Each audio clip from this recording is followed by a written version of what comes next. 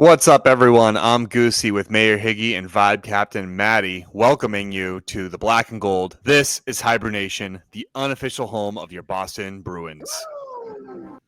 Fellas, introduce yourselves to the people. You already know who I am. We got a week sweep, though. Week sweep for the boys. 4-game winning streak. This is the first time that we can come into one of these with some gas in the tank. How are we feeling, Maddie?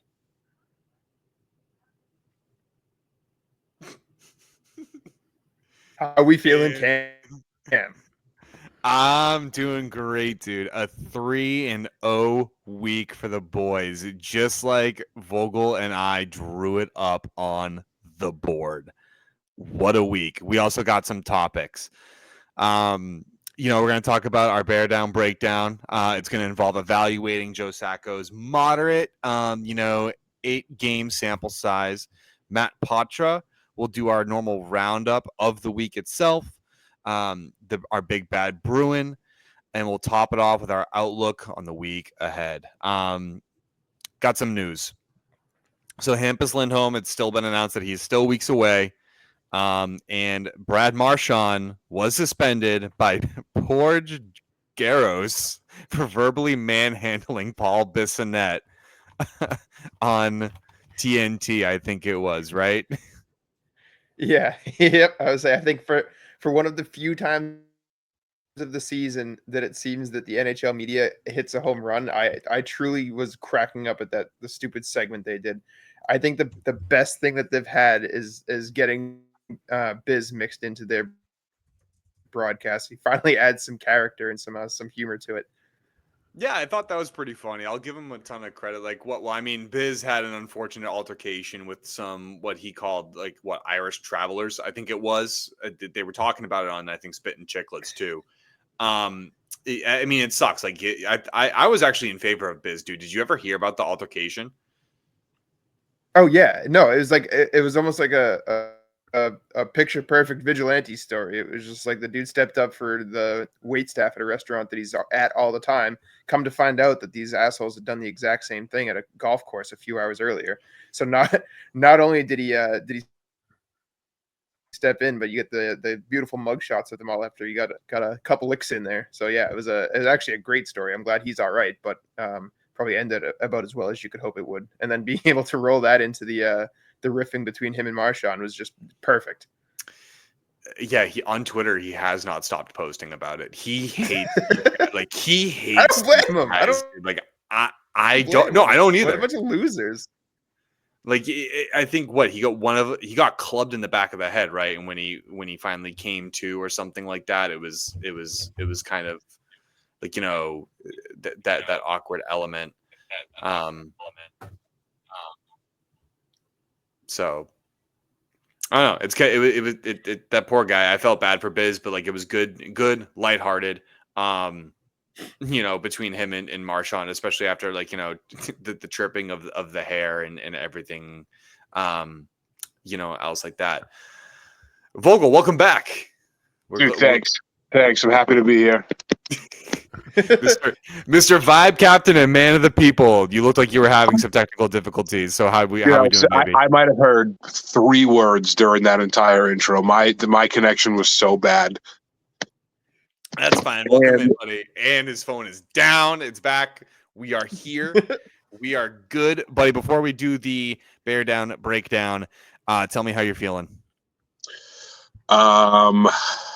Great about the Bruins. We predicted a sweep.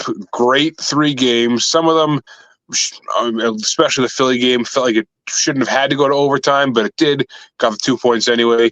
Not so great because as we're recording this, Juan Soto still has not signed with the Red Sox. So still kind of in limbo there. But overall, great week. Love to hear it, dude. All right, that being said, let's get to the bear down breakdown.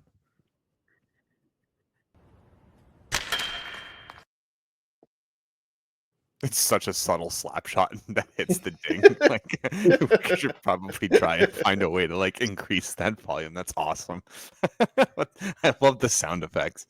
Oh God! All right, guys. Joe Sacco through 8 games. How do we feel? I feel great.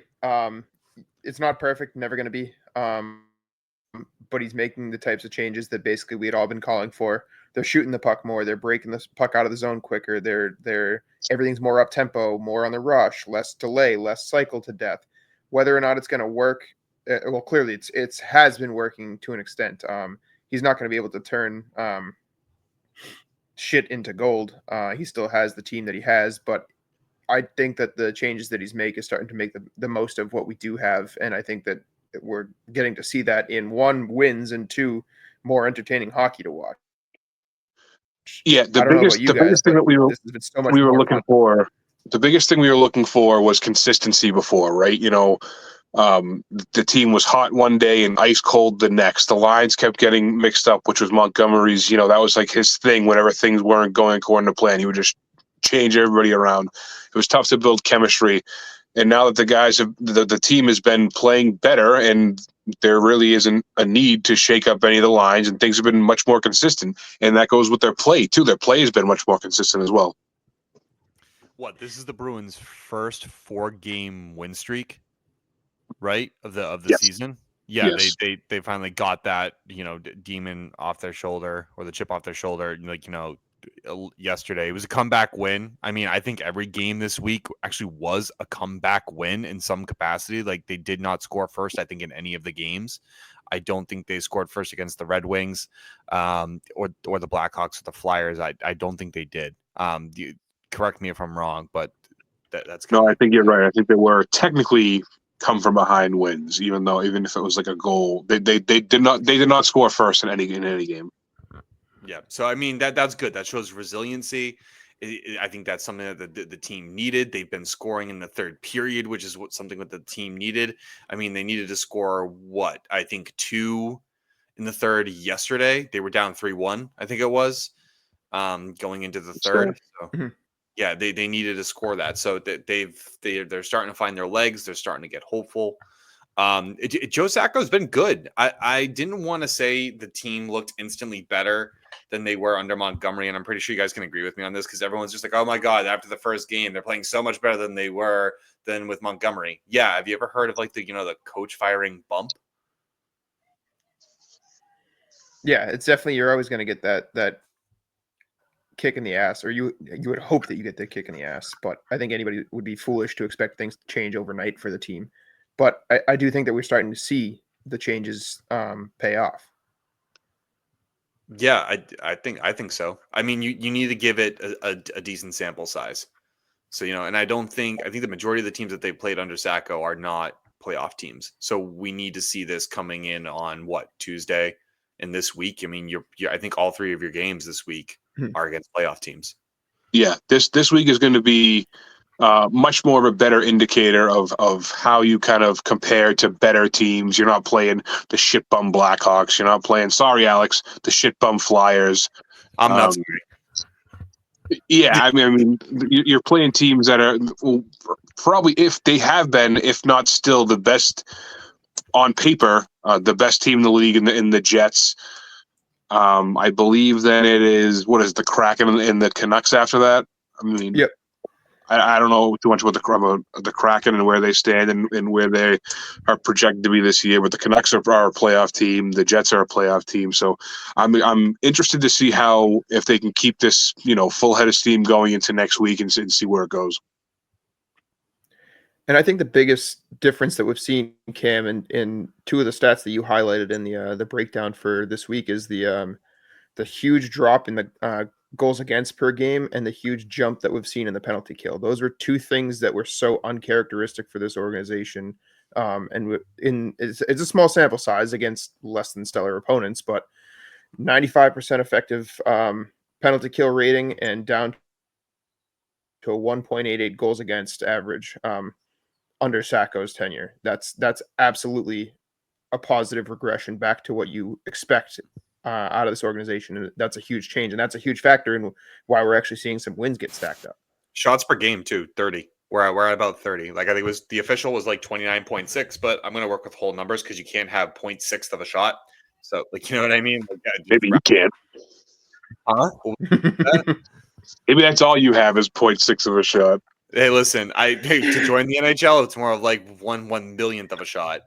But chirping over the Mr. Matty good vibes there. Yeah, give me some good Wi-Fi and the good vibes all around. I'm gonna start calling you Matty Dial Up.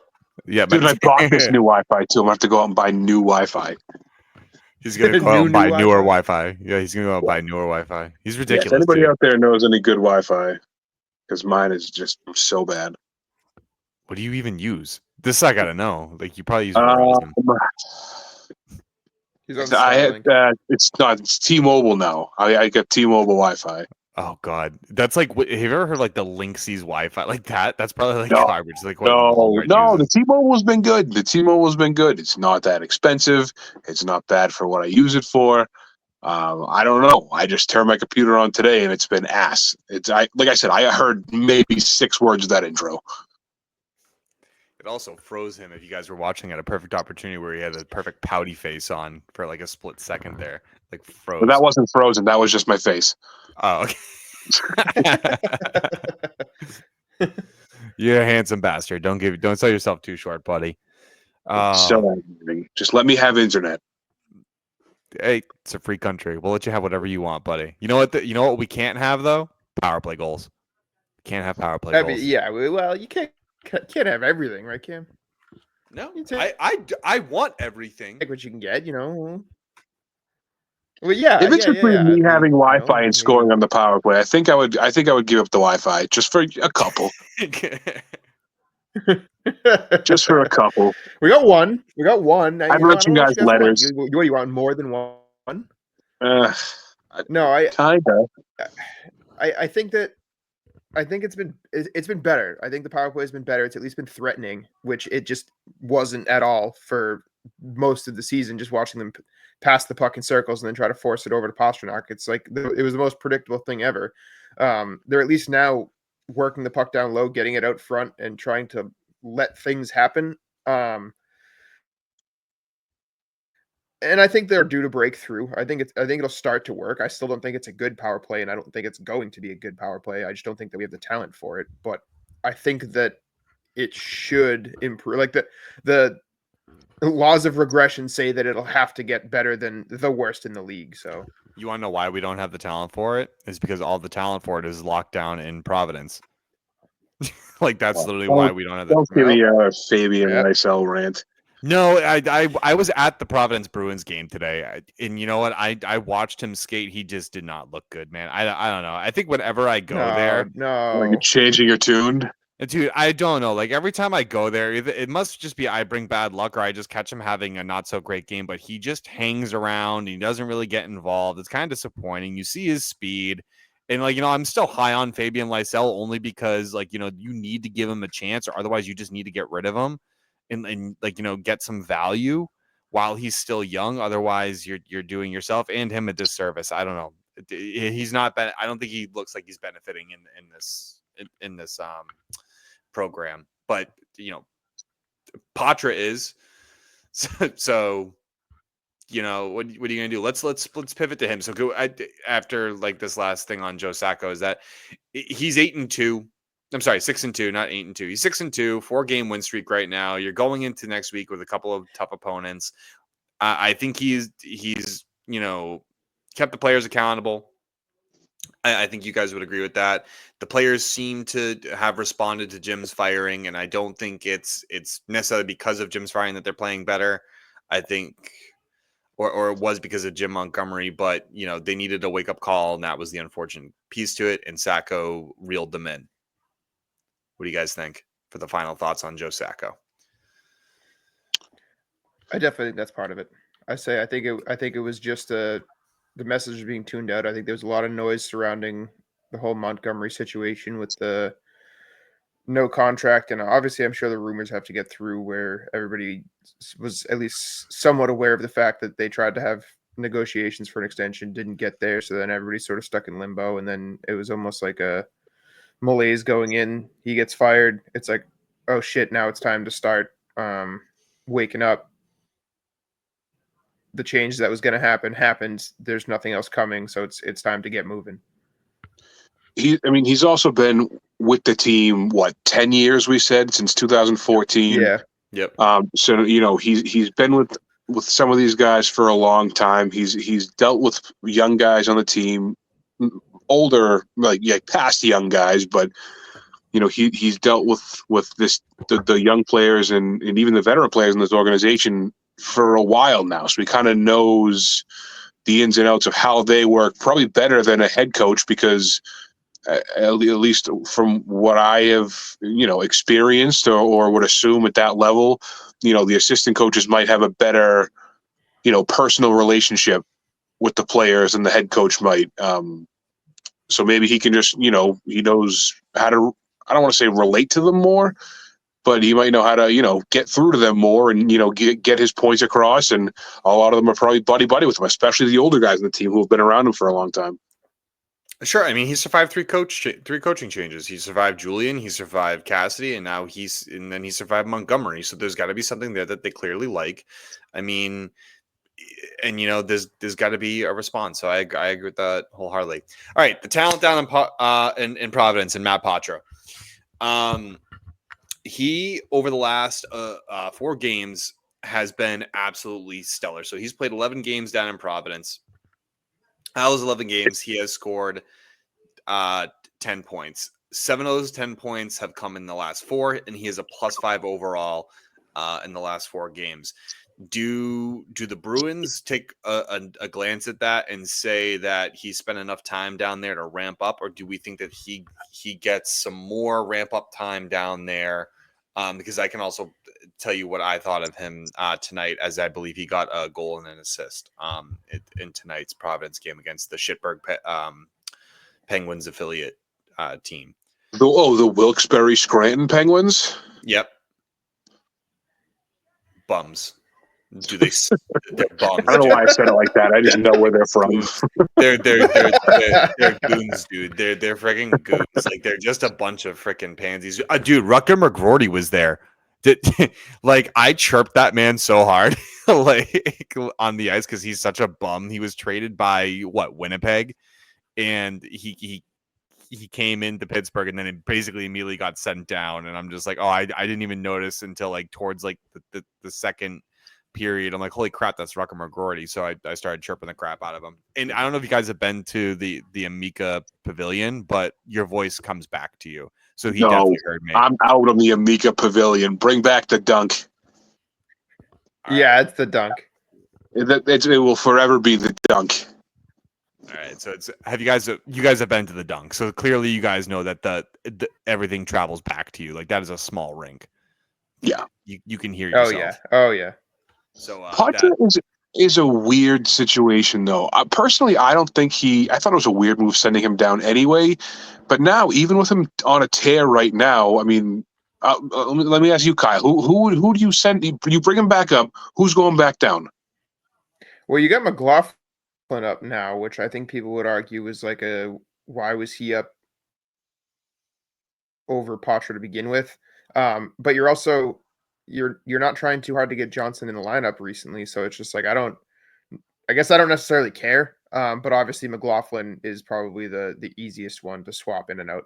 Yeah, and the argument being there is McLaughlin got the call up for having a few good games. I think he was 4 goals, 4 games, something like that. It's okay, well, if that was enough to get McLaughlin up, when is it enough to get Patra back up? Which I never thought that he should have got sent down anyway. I think that you're in the spot where you need talent. You run with what you have. Let him figure it out. Put him in a position to succeed. Let him figure it out. Yeah, that was my thought too, because like you said, they still have Johnson, who is just sitting around. I mean, he was, practicing, finally got the contract, and now he's just kind of sitting in limbo, just playing whenever. So why isn't he in a more consistent spot? Cam, what do you think? In terms of Patra versus Johnson? In terms of you're a big advocate for Matt Patra getting called back up. If you're the head coach or GM or whoever's making that move, what do you do? I mean, you're going to have to send down Mark McLaughlin. You can't send down Tyler Johnson. I don't believe his contract would allow it. He would have to pass waivers.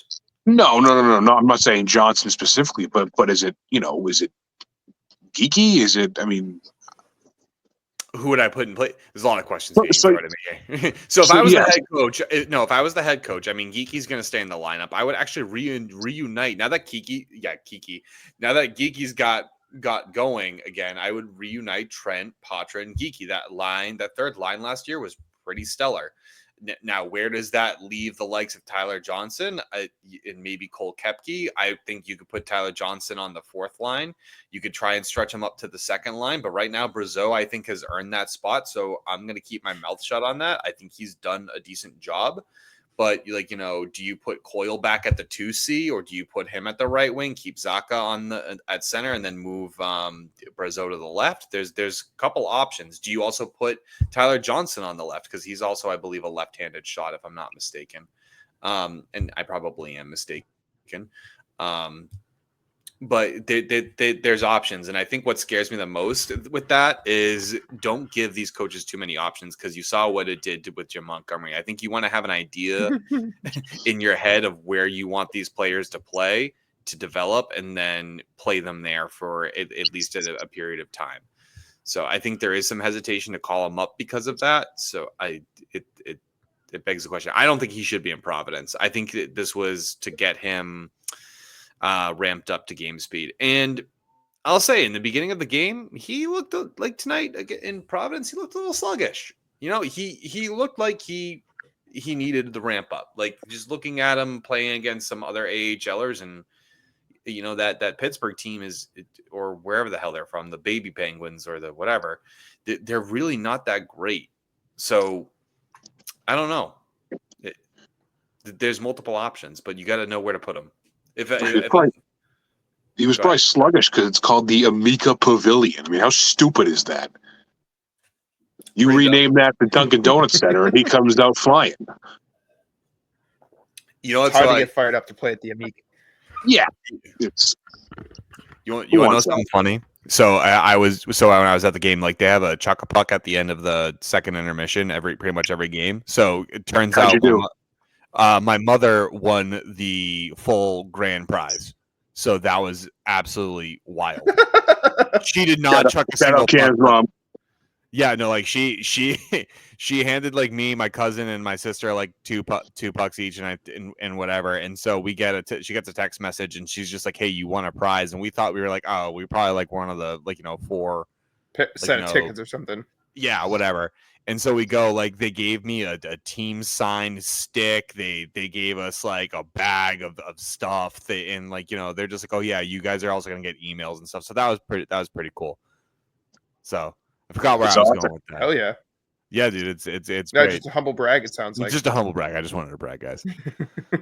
Just best at chucking pucks. I remember where I was going with it. So inside the bag was a Dunks hat. Save that for the end of the year awards. Yeah, hey, I'm not giving rid of that stick, dude. I tried to find Fabian's signature on that. I couldn't. He was probably just out sick that day. I understand. He's just too cool for school. Yeah, no. So they had a Dunks hat. They already traded him before they signed. Yeah. That'd be wonderful, wouldn't it? Yeah, he looked a little sluggish, but he got an assist. It was a really great assist on the power play. And see what I mean? It's power play talent.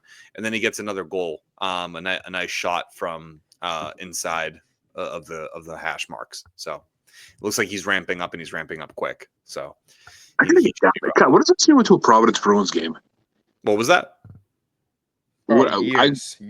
Yeah, like, we were always right there. Well, getting south of the city is such a nightmare. Like, when I was a kid, we would go to Lock Monsters games instead of Providence games, because it was easier to get north than it was to get through the city and get down there. It's more of a nightmare getting back than anything. The Lock Monsters were sick. Yeah. The Lock Monsters were cool. I still got the souvenir cup somewhere. I thoroughly enjoyed it. I love going to Providence Bruins games, dude. You can get, like, right up to the glass for, like, cheap tickets, like $80. And, like, you can just have some fun like I did and trip the ever-living crap out of players.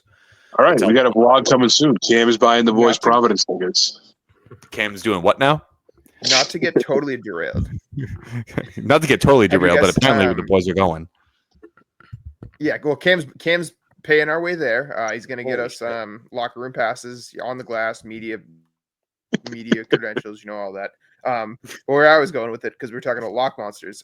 Have you guys made it up to Lowell to see the Boston women's team play yet?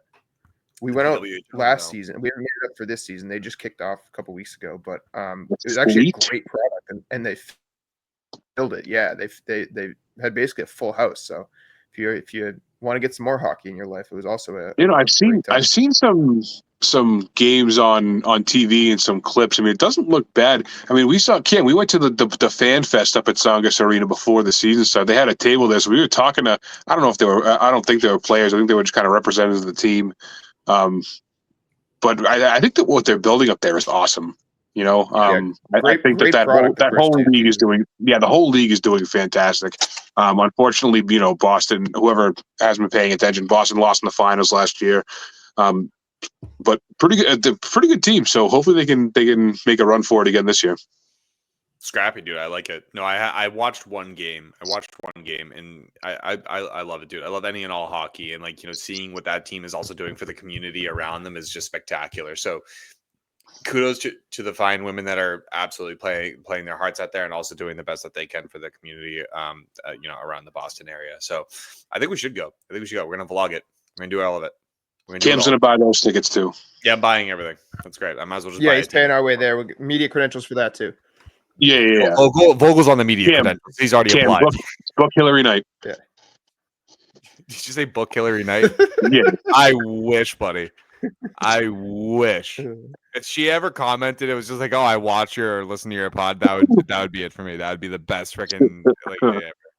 So, whatever. Yeah, I don't know. We'll have to hit her up on the gram or something like that and see what's good. We'll play a day. We'll get down to Providence. We'll get down to Lowell. We'll go watch a Mariners game. There's still a lot of hockey left to play this year. We're world travelers here at HiBruiNation, so that's it, guys. You're going to see us in the Swiss League pretty soon. We'll only travel as far as Bears. How much money do you think I make? What do we do here? I don't think it matters. It's for the boys. Anything's for the boys, dude. Everything and anything for the boys. All right, Patra, does he come back up soon? Yes. And I'm surprised it hasn't happened already. Yeah. Oh, I don't think he ever should have been sent down, but I think the results are going to speak for itself. So, we're going to go from there.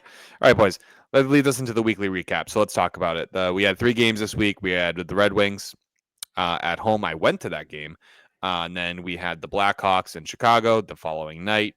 And then we had the Flyers at home yesterday. And that was an overtime win. 2 overtime wins this week. 1 regulation win. Both Cam and Vogel go 3-0 on their predictions this week. Higgy takes the freaking L he went what? You went 2-1? You had us losing to the Flyers yesterday? I swear to God, though, dude, I was watching that game. Higgy's going to get it, and I'm going to be so pissed. Hey, I've never been so happy to be wrong. So please, I always want to be wrong when it comes to that. But I was looking at it, I was like, if there's one game that I could see them kind of messing up here, it's got to be that one. They almost did, but they came back, baby. They came back and won it. Let's start with the Red Wings. They almost did. They did. Let's start with the Red Wings. Another semi come from behind victory because I think they were down 2 at one point in that game as well, if I'm not mistaken. No, they were not. I was at that game. It was fun. It was enjoyable up until the point where, you started questioning whether or not they were actually going to be able to win that game. Ville Husso had to stand on his head quite a bit. He played good. He played very good. Yeah, no question about it. Zadorov got a goal. Wow. Did you guys see that? That goal, by the way, by him on what was it, Tuesday? Yes, and he needed that. Wow. What a fucking rocket. That was just laser targeted. I think that was glove side too. And he just went right over him. It's nuts. Higgy, did you get a chance if we're talking about okay, so let's kick that off with the stupidity that is these streaming exclusive nonsensical things. How do you need to have 17 different subscriptions to be able to watch all of I say Cam was at the game, so of course he got to see it. So I got half of it. I'm listening to listening on the radio for half, and then I let's just say that I may have leveraged some less than legitimate sources to be able to take in the game that my favorite team played in. But how are we at this point where you need 17 different things to be able to watch an entire season? So that aside, I missed the first period in real time. I caught that on the radio. So obviously I went back and watched the recap and was able to see it. So I'm not giving Zadorov too much credit because he's still made of potatoes. But yes, that was a great play.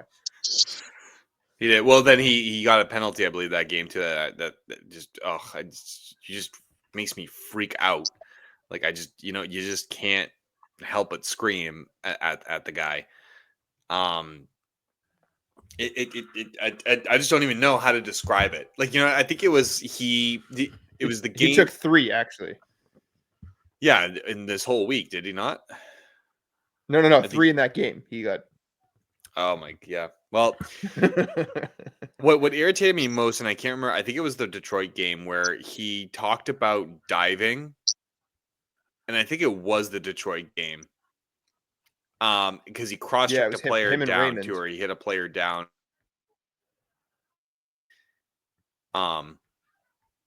After, and he's just like, "Oh, don't disrespect the game. Don't do anything like that." So I'll respond to you. I'm like, people were like, "Oh, I love that response." But to me, I'm like, dude, you don't have a right to talk about that when you're the league leading in penalties. Like, you don't get to talk about diving. You don't get to talk about respect of the game. How about respect your own style first? You know what I mean? Yeah, definitely. It's like you gotta let's have your affairs in order before you start trying to throw some shots across the bow. But yeah, him and Raymond getting into it. There's definitely some bad blood there. I think is it last year that he had an incident with him, or was it earlier this year that Zadorov claimed that Raymond like went down and sold something as a shot to the head that he felt wasn't, or it was like something of that nature. It was probably last year. So I think there's bad blood between those two to begin with. Yeah, I mean, I'm all good for bad blood, dude. I like that. You should get that with the original 6 teams. You should see that with the original 6 teams. But I don't know. His comments at the end of the game bothered me, but a lot of people liked his response. I'm just like, yeah, sure. If it was anybody else saying respect the game, like how would you feel if Brad Marchand came out and said like you gotta stop instigating, you gotta stop like slew footing or something like that. Like it's just it's come on, like just know where you are in that case. But he gets the goal to tie it at 1 apiece. Detroit goes back up 2-1. I believe Justin Brazeau ties it on a power play goal later in the game, and then a wonderful play in overtime from Pasta to Zaka. They went back and forth, and he just ripped it. What a goal! What a way to end a game! Yeah, that was gorgeous. I would say, and what a way to finish. It's one of those ones where it's like you were half expecting him to kind of keep it himself, and then you saw it go across, and you kind of like eyes lit up almost a little bit. But I think, and not to be negative in a no, go ahead, Cam. Sorry for the delay there. No, you're fine. I was gonna say that I liked Pasta not being selfish there because that was good play recognition to know that Ville got over in time, and his shot would not have went into the net. I think that was a quick recognition by Pasta. So I mean that play recognition was huge. Another jump ahead too. You could say the same thing for the overtime goal in Philly against Philly too. Yeah, that one was sweet. It was the same play. Oh, yeah, it was awesome. It was pretty much the same honestly. play.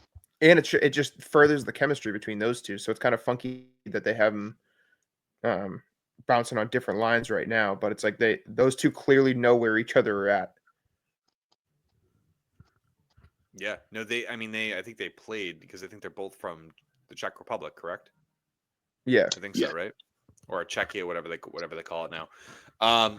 Great game on Tuesday. Bruins win it 3-2 overtime. Much needed win. I think they needed to show that they could score in the third period. Number one, obviously they need to keep showing that, and then the overtime resilience that they had. And Swayman, I believe it was Korpisalo. Korpisalo had to stand on his head a couple times. because I believe Swayman got the start against Chicago on Wednesday, the following night, which was a 4-2 regulation win. We should have went to that game. Should have been there. Yeah, we should have flown. We should have flown out. So I don't know. It was. I thought it was a good game. Media passes for that too. Yeah. We need to get this media. But yeah, right, dude. He's such an awkward guy. Like, have you ever seen him do interviews? Like, have you ever just watched it? He just Cam. He's 14 years old. Give him some time. Can't even drive he's yet. Just weird, buddy. I don't think. What he did? He's never had fast food in his life. Not that I'm saying that's a bad thing, but it's just like I don't know. He just seems like a very sheltered kid. Like, I don't think he's a bad kid. I think he's a very talented player, and he seems like a good guy. I don't know. He just seems awkward. Maybe it's just me. He's also got a baby face. I don't know. It's crazy. But he was frustrated during that game. Guy. Book it. Yeah, book it. I'll book Ken Johnson too. That team's kind of a nightmare this year. And I know that he was kind of having a tough go of it out of the gate. Seems like he's kind of woken up a little bit, but again, it's like that's a team that's no closer to being relevant. Or look like they're going to be relevant anytime soon. It's kind of tough. And also, do you guys forget how many ex-Bruins are on that roster? It's half the team. Did you see? Yeah, literally. It's half the team. Did you see the TNT poster of it before the game or something? It was literally the poster of the Chicago Blackhawks. It was all the talented players, but all of them were former Bruins. Yeah, it was the preview. It was a couple Bruins, and then it was Taylor Hall, Nick Foligno, Tyler Bertuzzi, Craig Smith, Ryan Donato, Craig Smith. Yeah, I almost forgot Craig Smith had a stint here. He was good. He was good when we had Marcus Johansson. Him, Smith, and Coyle were absolutely studly. I wish that line still existed. Yeah, that was a game we should have won. I don't think we need to spend too much time on that game. It was pretty obvious. Marchand goes and scores 2 goals. That was the night him and Biz were chirping at each other. I believe so. Yeah, that's always fun. It was good to see Paul actually take that good, especially since he's a Leafs fan. So, you gotta be better in some areas, I suppose. Did you guys see that Chicago after that game fired their head coach? Yes. Yeah. So we got to play the role of the Dirt Boys for a change. I don't think it's his fault. It sucks. I don't think it's his fault. That team has no defense. Peter Mrazek's your goaltender, and he's been sneaky good for a guy that for the first half of his career was kind of ass. He's okay. He's mediocre. I wouldn't call him. Yeah, I mean, anybody's going to be mediocre behind that team, but he's got a 906 when the league average this year seems to be pretty abysmal. When you have Seth Jones defending you, I don't have much. It's such a shame too, because I thought Seth Jones would have been a phenomenal defenseman, and I think he was in Columbus. He was a great defenseman in Columbus, but God, ever since he hit Chicago, crap. $9 million. $9 million you're paying that man. You're paying that man $9 million. I could say it 1 million times. I could say it 9 million times. You know what I mean? He's just crap. He didn't even suit up in this one. Seth Jones, we got the corpse of Alec Martinez out there. We got I thought Alec Martinez was done. I thought he was injured and done. I didn't think he was playing anymore. Well, he registered a nice -4 for us in that game, so let's be happy that he was playing. I mean, he's a veteran presence. He's a veteran presence. What? He's a two-time he's Stanley a presence. Yeah, what? Yeah, of the presences, he's definitely one of them. Yeah, I think he won the cup I'll say he won the cup twice with the Kings. Yeah, I think he's 37. Yeah, he's old. He should be done after this year. There's no way he sticks around. And then you have TJ Brody? Ooh, big whatever, loser, bum. Yeah, he played for Toronto. I loved him when he was in Calgary with Giordano. Yeah, well, they were a good pair, but then Giordano, I think, carried at this point. Yeah, So Chicago's doing the opposite of what they should be doing. Is they're getting a little bit older. They're surrounding Bedard with, some talent in the form of Teuvo Teravainen, because that's where he went, and they got Tyler Bertuzzi. But sure, now you have Taylor. Apparently, by the way, Taylor Hall is on the trade list. He can get traded. All I'm saying is, Sweeney, help a guy out. Bring him back. Bring him back. He was pretty good here. Put him on the second line with Zaka or something. Maybe put him with Lindholm. That'd be pretty good. Actually, that'd be pretty good. I'd like to see that. Put Taylor Hall and Brad Marsh on with Elias Lindholm. Interesting. It'd be interesting. I think that would be. I don't think it's going to happen, but it would be interesting. Why? How old is he now? 33. Okay, I was close. I was off by 1 year. That's yeah, not but bad. I don't know. No, they'll have to. But Chicago's going to have to older. retain half. Chicago will have to retain half, and who we're going to have to give up? Like, we're going to have to give up like $3 million. We don't have the space. That's the problem. So, womp. I mean, you guys want to shoot Geeky into the sun, so. Geeky had a good game that game. Geeky had a good game that game. He did. He had a great game. I mean, he had 2 goals, so you definitely can't say he had a bad game. Yeah, he had 2 goals. He had a good game. Give him say he didn't. Damn credit. Yeah. He's been okay. So maybe it's just me. There was something funky about watching him play. I think it was in the Philly game. I was like, oh, this guy's playing cocky for some reason. It's like, what is happening right now? Just the way he was carrying himself all of a sudden. I was like, is Geeky getting big balls right now? Like, what is going on? Well, did you see Speaking of McAvoy that game too? I mean, where did that come from? Yeah. Had a good game too. Yeah. Oh my God. I think good game. What was it? Brett? I think it was Brett on Twitter. He posted chirping Geeky, and then Geeky responded, and then he later got credited for it. So I guess Geeky took the insult personally when scored 2 goals. So what are you gonna do there? That just shows that you can bully this team. Wait, he responded to it. He did. Yeah, Geeky actually responded to Brett. The original tweet was like, let's stop pretending this guy's good, and just like broke down some stats. And Geeky responded, he was like, damn, bro, tell me how you really feel. Yeah. And then he goes and scores 2 goals. So that was well then, Matt, what were we doing for the entire first half of the Philly game? Talking about how we're so sick of Trent Frederick, and then the asshole goes out and scores 2 games. So it's like you just need to. You have to bully this team. Yeah, you do. Have you noticed every time we've called out a fucking player, they go out and actually just make us look bad? Like I called out Zadorov, I think last Sunday. I'm like, he needs to be better. He sucks. He's terrible. He goes out and scores a goal. I'm like, okay. And then he goes and gets 3 penalties to make up for it, and I felt a lot better about myself. And then we brought Elias up Lindholm, you're a bum. Yeah, right. I do. Pasternak, you suck. Charlie Coyle, grow a set.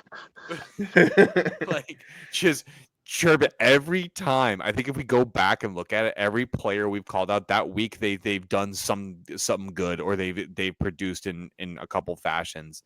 Like, I think we mentioned Trent Frederick was up on that list too. Goes and scores 2 goals. Like, it's like cool. Okay, where was this? Like, raising we get that trade stock, baby. You're not trading Trent Frederick. We're not even going to entertain that. We're moving on to Philly. The Chicago game ends 4-2. Screw yourself. Blackhawks, the Bruins Blackhawks game, 4-2 win for your Boston Bruins. We headed home, played Flyers, and a matinee game, which so fucking dumb.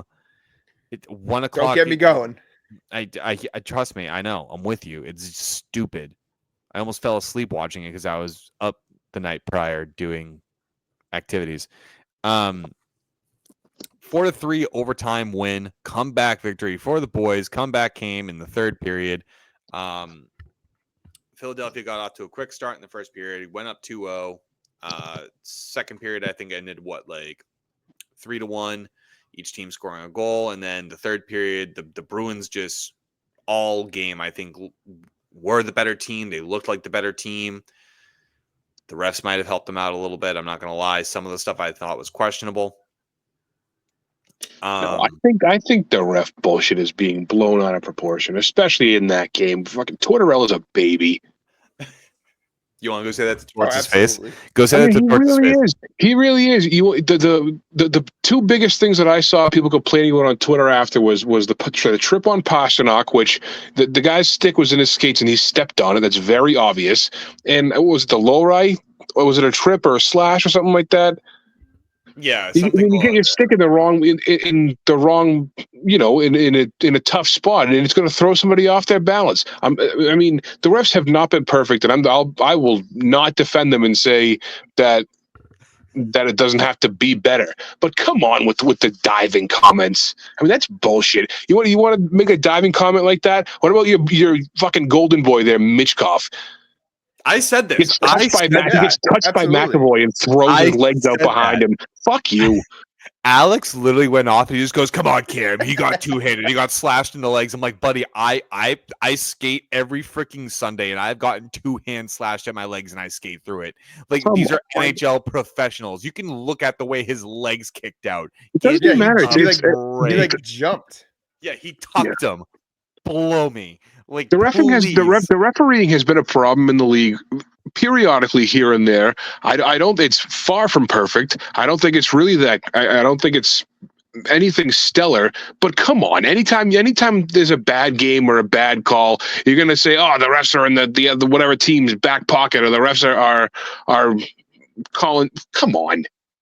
And it's like, if you want to whine about it for that one, where are the Flyers fans complaining about their own team? It's like, all right, McAvoy goes after Michkov after that dive to try to get to entice him to take a retaliation call, and they bit.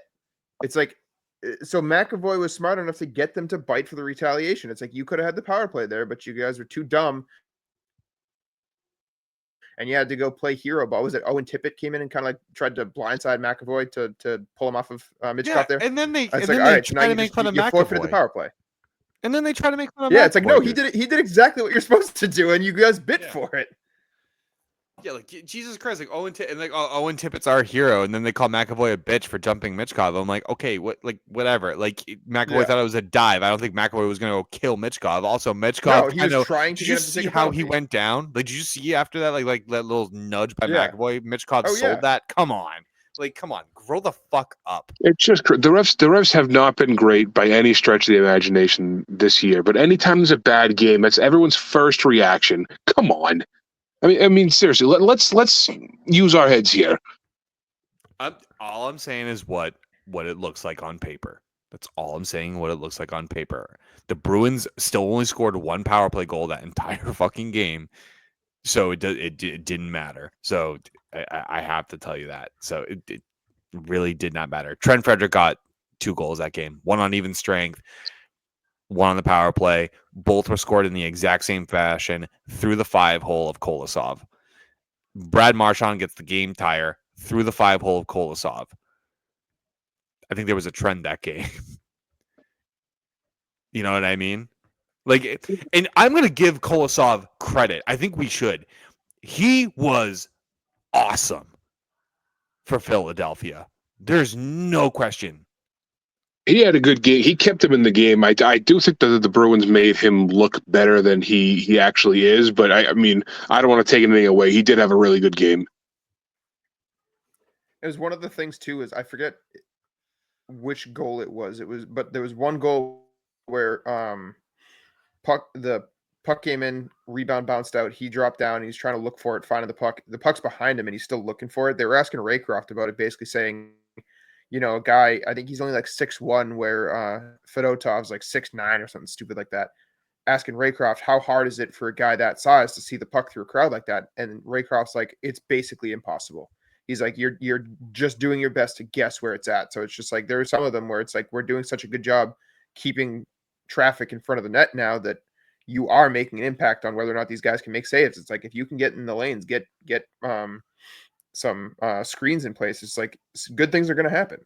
I think it was the Frederick goal that he was able to stuff in quick there. Yeah, I agree. And then in overtime, the Gorgeous. same. What is similar? It looked like a similar play, except it was from behind the net this time and not necessarily in front of it. But another beautiful feed to Pavel Zacha. Pasternak is, I think, starting to understand that he does not need to be the only person that's scoring the goal, but he'll end up on the board in some capacity. Like, you know what I mean? I think that's more important because you're still going to get your points and you'll still get your goals eventually. But if the opportunity is there, yield to your teammate. It's another guy that me and Matt were giving a hard time earlier in the game. Nobody has been less able to finish sure things than Zaka, so it was nice to actually see him be able to put one in when he gets the chance there. It's just like the guy has buckets of talent, and it's just like it's almost like he's wants so hard to not be able to finish.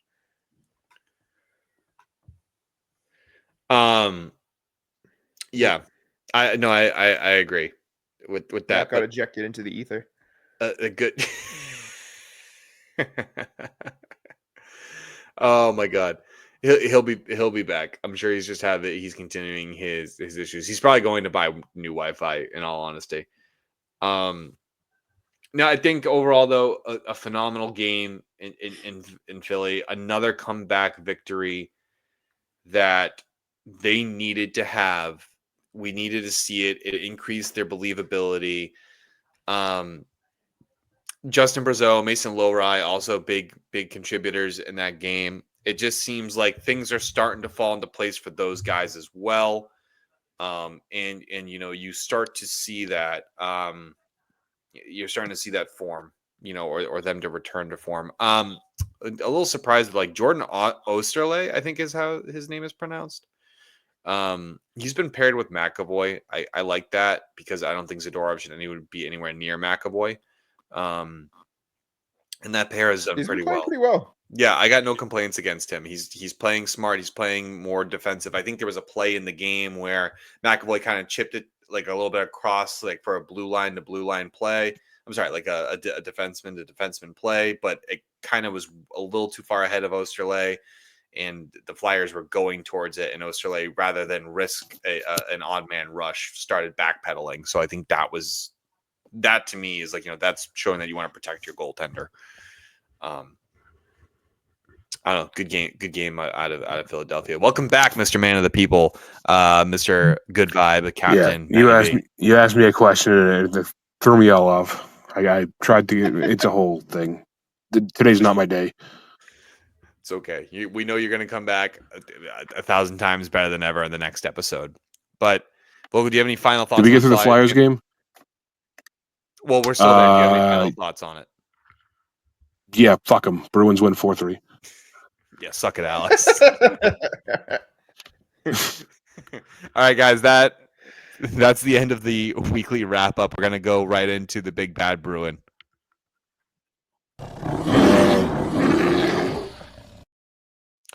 Kyle, take it away. Big Bad Bruin, player of the week, guy that we think made the biggest impact across the week, whether it was on the score sheet or just in the impact they had on the game. My pick for this week is Justin Brazeau. Recorded a goal and 3 assists this week, +3 rating. But I think bigger than that is the fact that he's a guy that's been asked to play above really where anybody should have had him slotted in the lineup, lining up on that second line right now. And he's a guy that has continued to play the hard-nosed net front game. Whether it was paying off or not, he stuck to it. He was grinding. He's always had good hands out in front. He's always doing the dirty work, and it's nice to see it finally start to work for him. I think the switch to a more shot first mentality is really paying off for guys like that. Like we were saying with the getting the crowds in front, getting screens, and then having somebody there that is able to control the puck off the rebounds and find the open guys rather than just hammering away at it. So it's nice to see it pay off for him and get him on the score sheet because I think he's been working hard down low all year. I'll kick it over to Vogel. My big bad Bruin this week, I'm going to have to go with 63, the captain, Brad Marchand. 2 goals in the Blackhawks game. He had the tying goal. We were down, I think we were down 3-1. He made it 3-3 against Philly to send it to overtime. In both of those games, 2 out of 3 games this week, he was a huge key to the team getting the win. And I hope that continues as the team keeps rolling. And I think that he overall was the most impactful player in that sense this week. I'm also going to go with Brad Marchand for my pick. He had 3 goals, 1 assist, 2 goals on a night where he and Biz, had their little chirp fest, which was kind of cute. Like, you know what I mean? So basically, he averaged at least a point per game in a similar fashion to what Justin Brazeau did. It was really actually hard for me to pick a Bruin this week. There were quite a few that I had that I think could have cut it, but I think I am going to have to give it to the captain. I think his leadership skills really came through in a lot of these instances where they were down 1 goal, 2 goals. So I think that attributed to why, I'm gonna have him there, and it's a more of like making sure that his team is going to compete with that resiliency. I did want to mention my honorable mention. I want to give a ton of credit to Mason Lowry. He's just been extremely noticeable over the last few games. He may not be scoring the goals, but he has 4 assists. He's helping set up plays, and it's something to note for a young defenseman of 23 years old. So I think just something more to keep an eye on as this continues. So he might be on a point trend. So let's take a look at that. Don't let the mans get hot. Yeah, thanks, Kyle, for ruining that sweep. Yeah, I say, guys, if I ever have the opportunity to bust the unanimous vote, I'm going to. Oh my God, you're ruining our goal horn opportunity here, buddy. You're ruining the goal horn. I think we could all agree on something, and he would still just be like, "Go screw yourself, guys. I don't care. I'm going to make myself look like the biggest jackass, so we don't hear the goal horn." We're gonna, what I'm gonna do? I'm gonna get Kyle one of these days. I'm gonna get him. Like, I'm gonna make sure he posts it first, and I don't care what it is. It could be Bob Sweeney for all I give a shit. I'm gonna just mimic it. I don't care. It's gonna be his boy Riley. The only way I think he doesn't get me to do it is if he mentions his Riley Tufty. That's probably the one I'm like, yeah, you're gonna have a hard sell on that one. So something tells me we won't be seeing him anytime soon. No, book him, Vogel. I'm already on it. He's already on it. I'm so screwed. Week look ahead. We have a stretch of away games. We're going on a road trip, and which also means that they're going to be late games, which is always fun because those always really suck. Nightmare. So we have Tuesday at the Jets. That game is at 8 p.m. And then we go Thursday out to Seattle against the Kraken for a 10 p.m. puck drop. And then Saturday for another 10 p.m. puck drop in Vancouver. Let's start this week's... actually, before we do that, I'm on my phone right now because my internet is not interneting. So I can't look at what the stats were for the past week. I know that me and Cam both went 3-0. I know Kyle went 2-1, so those will be added and the percentages will be calculated. Since Kyle again ruined the sweep, let's start him off with his. You guys, I'm going loss at Jets, win at Kraken, and win at Canucks. All right, Cam.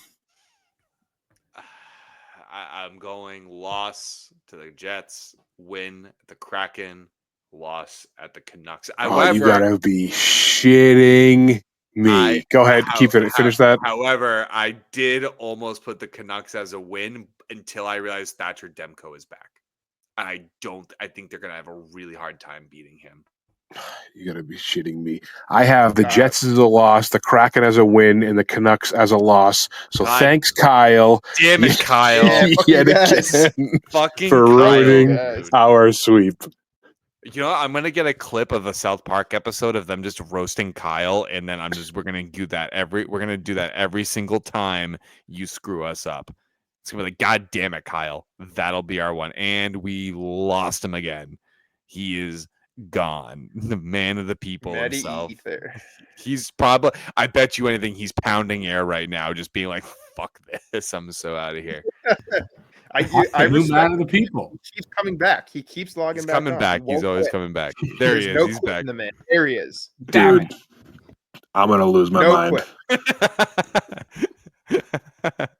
I'm gonna lose my mind. Lose it, baby. Lose it. Vogel, that does it. Why don't you take us out? Or take yourself out, whichever works for you. Well, next week I'll have a better connection. Ladies and gentlemen, that will do it for HiBruiNation episode 23. Go check out HiBruiNation.com for our blogs, our pre-games, our game recaps, and much, much more. Make sure to connect with us on all socials and check out our website. You can submit some of your thoughts through there, sending us a voice memo or a direct message. Make sure you like, comment, subscribe on all of our platforms. Fun fact that flamingos are not born pink. They're born with dull gray feathers, and they develop the pink color over time because most of their diet consists of shrimp and select algae. As always, we love you guys. And until next time, go Bruins. Woo!